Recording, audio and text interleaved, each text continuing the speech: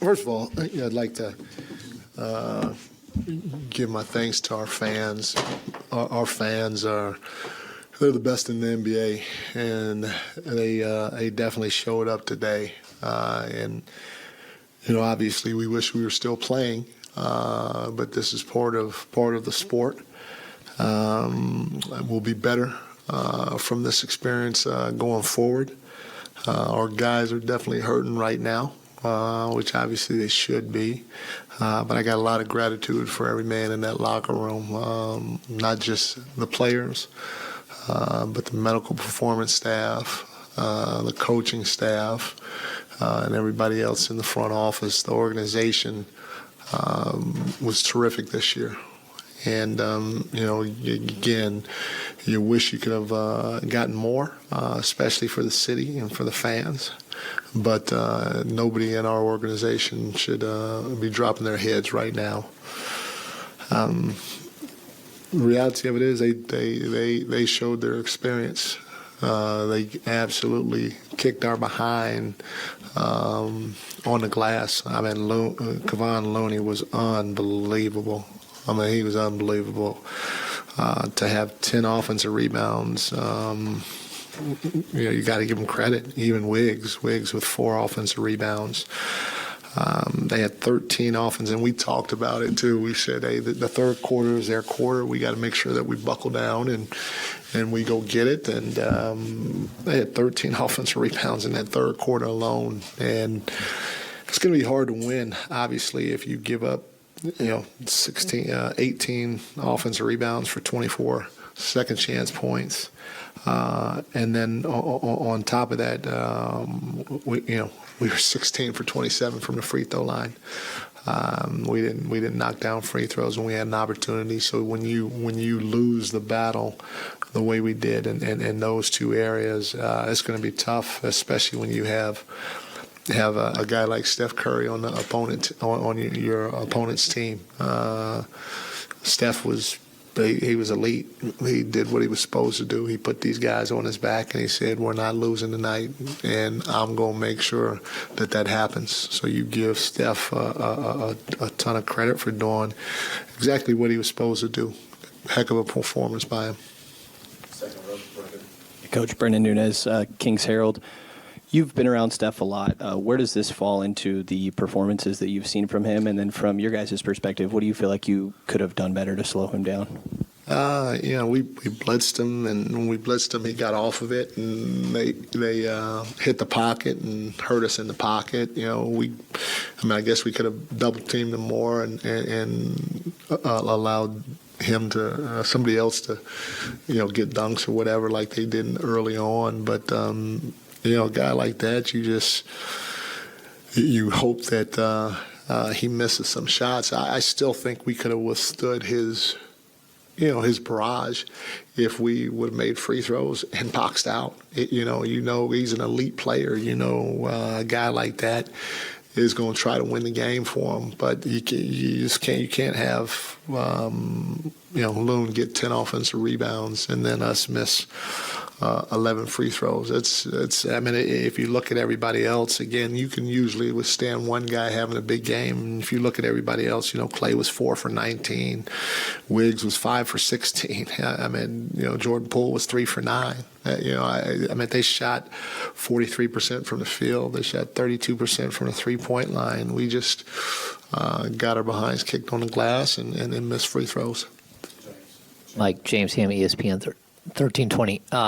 This might not be the experience you guys wanted, but it's probably the experience you needed. Just how excited are you to take a little bit of a break here, but then get right back to the grind with this team and try to build something long term? No, I told you I'm excited about this team. I got a lot of gratitude for everybody in that locker room. I think we obviously have a chance to really, really be good in the future. This obviously stings. It's going to sting for a while. It should. It's supposed to sting. And hopefully we'll be able to use this and remember what this feels like so that when we get going this summer, we can crank it up a notch so we don't feel this sting again next year. Coach Brown, Tony Harvey, NBC Sports Radio. Of course, there was a lot of talk coming in, about the Warriors record in a regular season, and then that maybe they don't have the legs, but it appears that Steve Kerr, now that he has a healthy squad, he know how to prepare for these type of games. Can you comment on him and his preparation and him going forward, into the next series with the Lakers?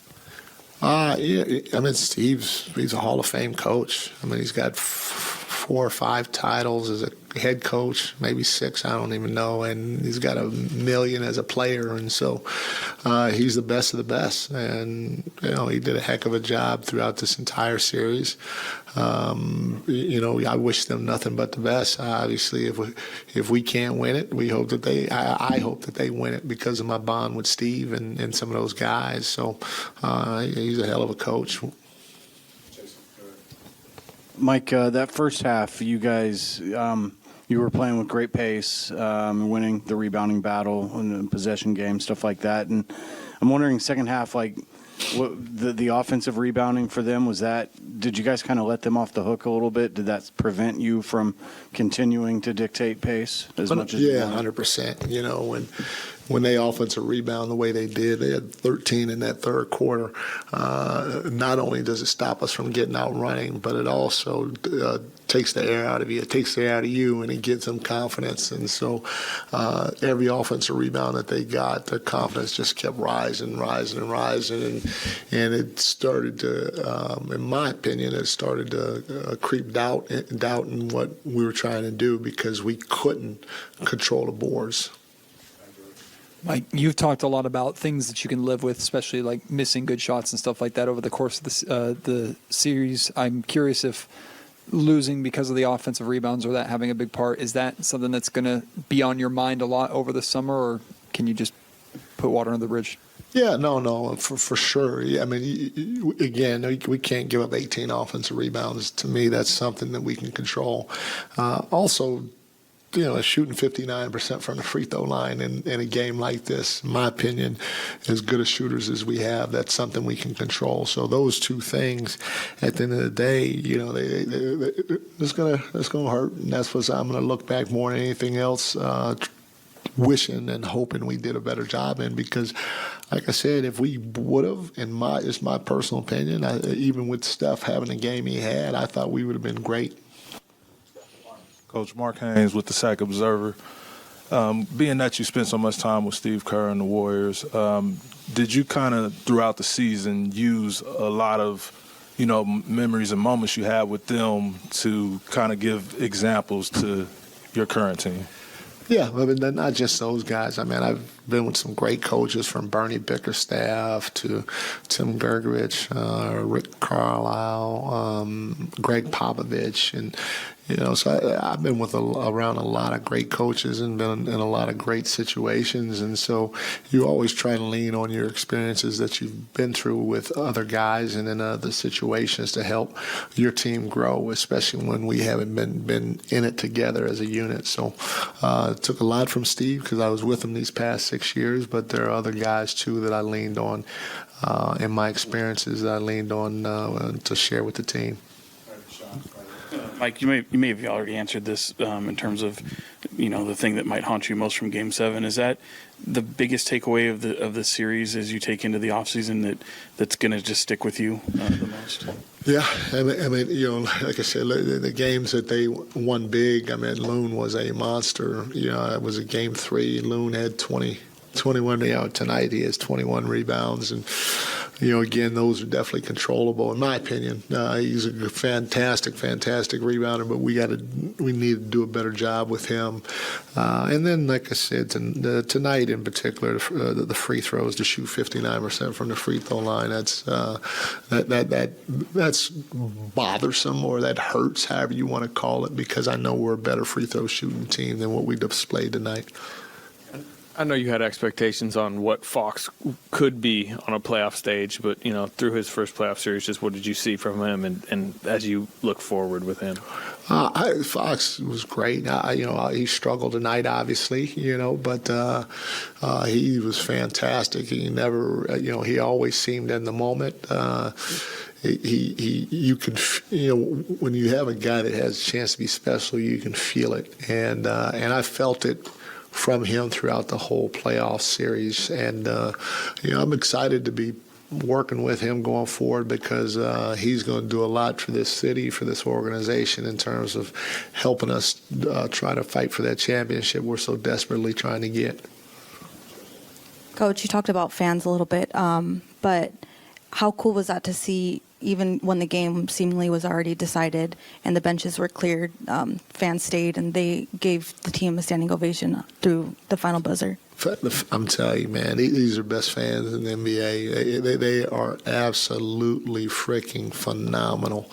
And I wouldn't want to be around any other fans with the way these guys are. We owe them so much gratitude and appreciation that words can't even describe it. And, a lot of times you always say, hey, we're going to do this, for ourselves. It's us in the locker room. But, man, when you have fans like this, you want to include them in what you're playing for. You want to do something special for them because they absolutely deserve it with their passion and their energy that they bring, not just to the games, but when walking around town, pre-game, post-game.